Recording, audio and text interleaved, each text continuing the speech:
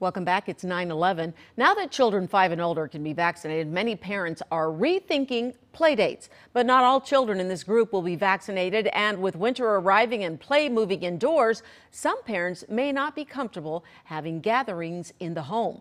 Joining us to talk about some options is Danielle Dick. She is the author of this book called The Child Code. Good morning to you, Danielle. Thank you for joining me. Good morning. Thanks for having me. So this is a tough thing, not only for parents, but also for children. There's a whole lot of anxiety right now with play dates. And the question is, should you have them? What's a parent to do? So, one of the challenging things about parenting in general, and especially about the pandemic, is that there's no one right answer.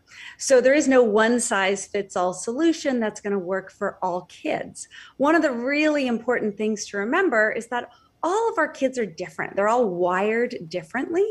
And so the question for parents is really to figure out what is going to be the right thing for your family with respect to your safety and risk considerations surrounding exposure in the pandemic and individuals who might be more at risk.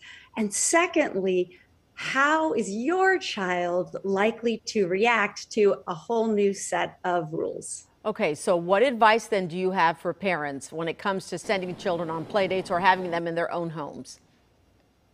So, oftentimes as parents, we are sometimes in reactive mode and wondering why our child is upset or throwing a fit or things didn't work out as planned. And so, one of the things I recommend to parents is to think ahead of time about your particular child. So in my book, The Child Code, I help parents understand where their child falls on big dimensions that play a big role in essentially how kids respond to their environment.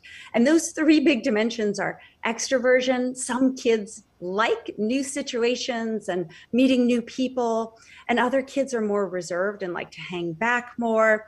The second one is emotionality. Some of our kids are more prone toward fear and distress, and those kids in particular are the ones who have trouble with changing rules and who might be nervous about play dates, or now they're not supposed to wear masks and they were last week, and that can be very challenging for them.